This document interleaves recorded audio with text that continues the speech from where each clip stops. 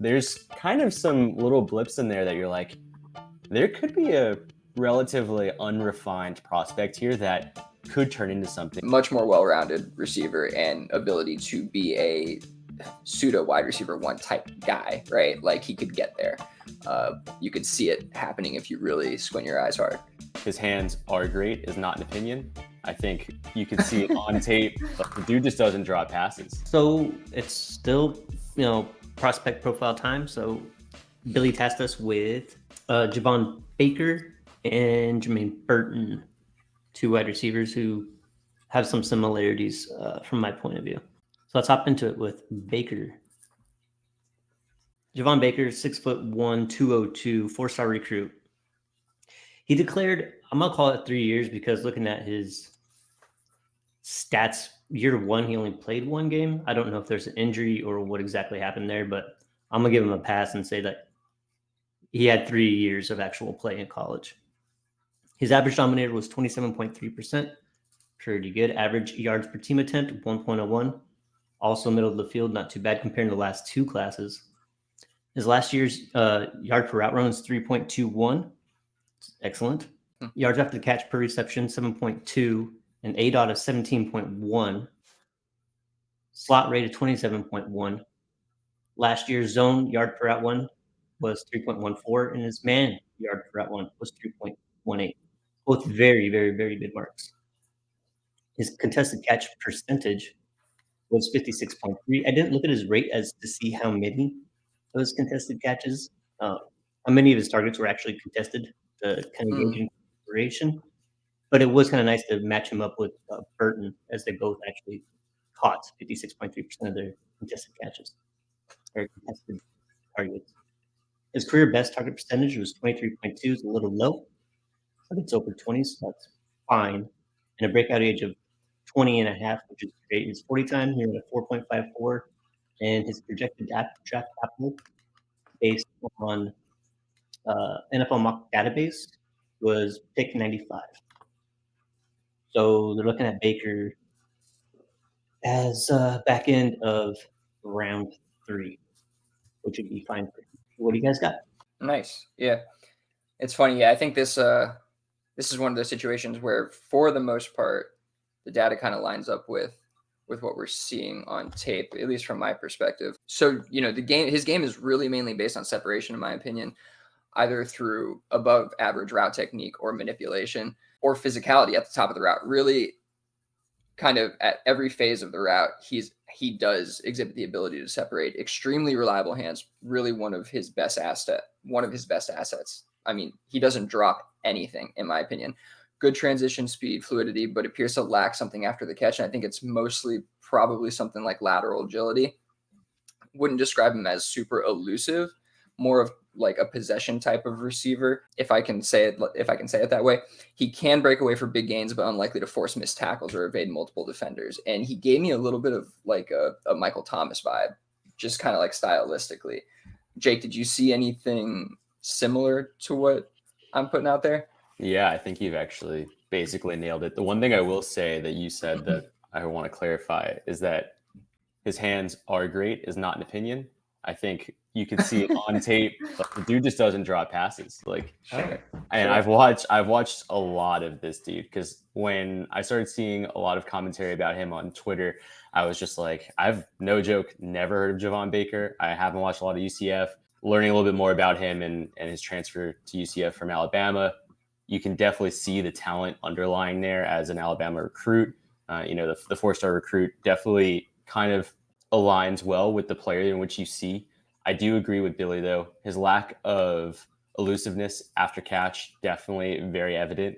The one thing that I did really like about him, though, is just the way in which he interacts in contested spaces. I'm not even calling them contested catches, but contested spaces. So, whenever there's a corner or any type of defensive back in his general vicinity, he's very conscientious of his space. And I think that we also saw something like this with Roman Wilson. I don't know if you guys have covered him specifically on the show yet, but I know that Billy's done also a couple of YouTube shorts. So, go over there, check out the YouTube shorts on Roman Wilson. But that ability to basically make a break right when receiving a catch to get away from that first defender. After that, not the best, but I did think that some of his field awareness before catch was pretty interesting.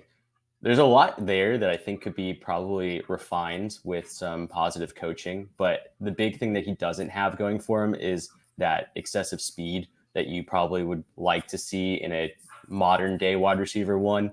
So, kind of to Billy's comp with Michael Thomas, you are kind of going back a few generations to those types of wide receiver ones that I just don't think are necessarily what we're going to see moving forward. But I still think he'll be potentially a very successful receiver depending on his landing spot. He's definitely a space creator, and he has really good body control and spatial awareness and kind of an understanding of how to manipulate space, right?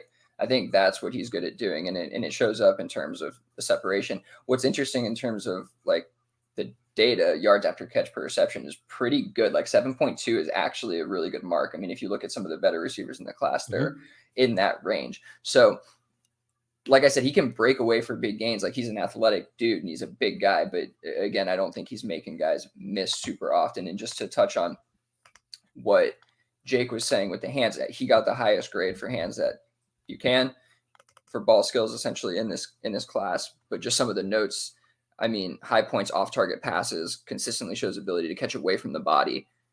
He has like an out of bounds one-hander. Like the guy he's all over the field, just catching everything anywhere. It doesn't matter if it's inbounds or out of bounds. So he's really talented, but there's definitely some warts. I mean, it's worth mentioning he was at Alabama and then he couldn't really get on the field there necessarily.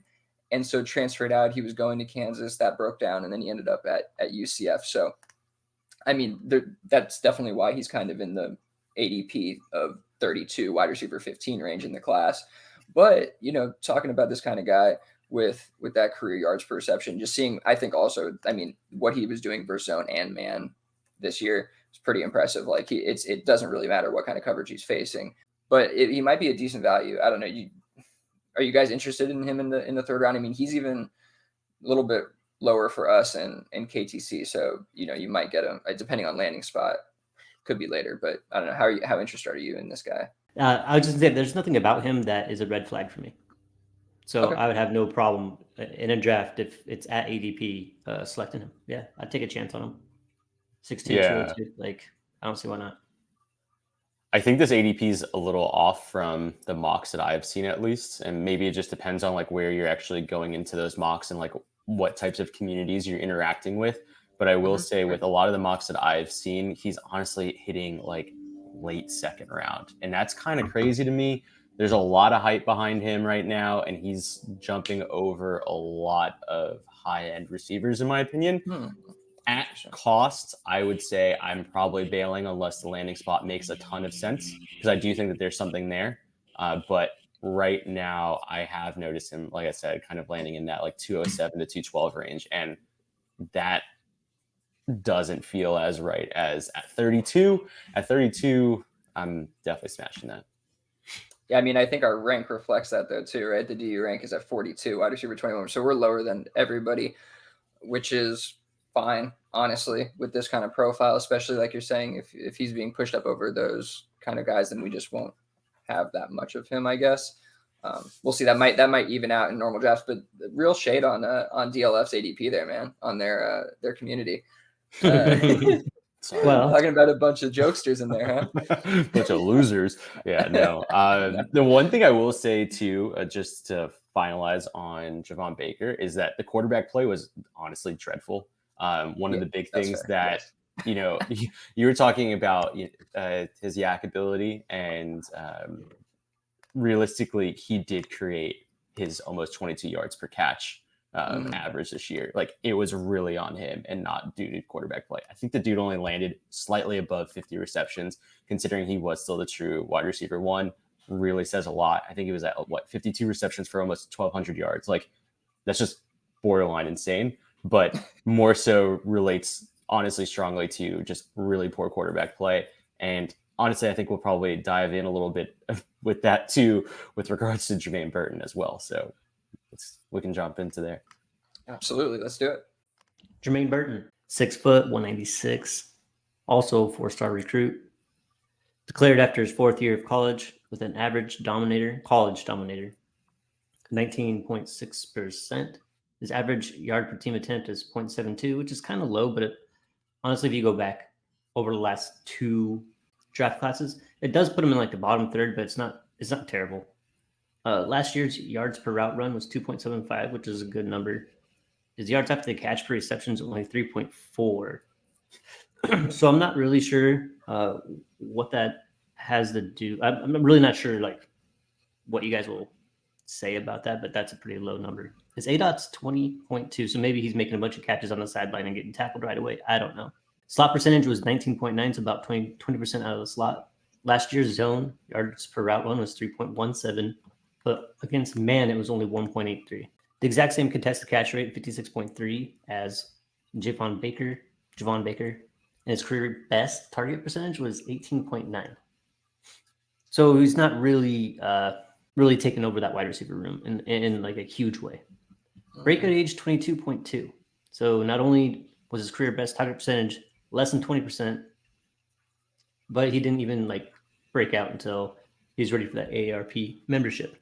He ran a 4.45 40 time, and they have him projected NFL mock database, because the other one that I use, Grinding the Mocks, does not have people past the 2nd round right now, but they're projecting him as the 84th pick. So sometime mid-third. So these guys will be probably going very similar range in the NFL draft. Interesting. I mean, I'll just jump in real quick and say the 3.4 yards after the catch per reception may have something to do with quarterback play and kind of how he was utilized. Very much downfield threat, not a ton of opportunity to work after the catch, I don't think, just based on kind of what I was looking at on film. A lot of his route technique is driven through footwork through the entire route. Like, he doesn't have he's not utilizing a ton of manipulation in his upper body, which he's winning enough, but like you'd like to see a little bit more nuance from that respect. He exhibits excellent vertical burst. I mean, this dude feels like he was shot out of a cannon sometimes. It's really impressive. Like, acceleration from release, just really good stuff. And his ball skills are definitely one of his best traits. Both of these guys, I think, excellent ball skills. I don't think he hit the highest mark, but he was maybe, a point or two away. Really high energy guy from his release. And I think it gives him a lot of opportunity, matched with pretty decent route technique, right? Like, he's not just this burner, one-trick pony. I do think that he offers a little bit more than just that. I didn't see a ton after the catch, to be honest, on film, but like I said, I don't think that he was given the opportunity. But even when he was given the opportunity, I don't think he's extremely elusive. You do see some clips out there from his days back at, I think, Georgia, maybe, of him, putting on some good work after the catch, but I just didn't see a ton of it. So, in his final year, and when you do see it, I don't think he exhibits like great lateral agility or anything like that. So, I mean, he's very similar, I think, to Javon Baker. I like Baker a little bit more. I think that he's a little bit more well-rounded than Jermaine Burton. What about you, Jake? What did you see? Yeah, no, I'm definitely with you on a lot of points. I almost feel like we watch tape, unfortunately, way too similar. So I don't come in with that much of a different perspective, unfortunately. But I will say the 2 major things, to your point, Jalen Milroe, his massive like need for extending play really messes with us understanding how good of a receiver Jermaine Burton is, which honestly, for me, is kind of a red flag, because I can't really see it in tape of how he handles both first phase of his actual route running and second phase. I will say end of his like downfield presence is actually really, really solid. So, those like extended plays, being able to break off corners and DBs into open space is pretty solid. Unfortunately, he does kind of lack some of that extension towards some of the sidelines, I noticed. So like his big thing is always, and you'll see this in tape, he extends plays through the middle of the field almost like you would imagine a play in kind of like old school Madden where you just like run around forever and the wide receiver just breaks off finally in the middle of the field for a 25-yard reception. And then the cornerback just like takes his legs out like right after a reception. That almost felt like his entire tape that I saw. And it kept happening. The one thing I will say, I forgot what year it was. I want to say it was this past year against Tennessee. He had this crazy route right on the goal line where he basically does a normal hitch, but the hitch does almost like a 360 out. So he kind of just does like a curve and then back out onto his left foot. And the way he spun the DB on that play, no joke, my mouth just dropped. I was just like, all right, like that was way too smooth. I definitely like what I'm seeing. So he's one of those guys where I don't think there's enough tape to maybe dispel some of my concerns with him, but there's kind of some little blips in there that you're like, there could be a relatively unrefined prospect here that could turn into something. So the way that I see Jermaine Burton moving forward is really like, if I can get him at a solid ADP or like for me below ADP, I'll probably try and get as much of him as I can because I think that there's something there in the right offense. But yeah, what about you guys? I mean, that 38 ADP is not bad. Wide receiver 19, lower than Javon Baker. So the cost isn't going to be there. He's clearly not getting the same hype, and his KTC rank is in the 40s, and our D rank has him right there, about the same range. So yeah, I mean, I'll take a shot on him in the fourth for sure. I mean, I think these are the kind of profiles you want to target. There's definitely some warts with him too, though, right? Like we're talking about a guy who also had to transfer like 3 times, I'm pretty sure, in total.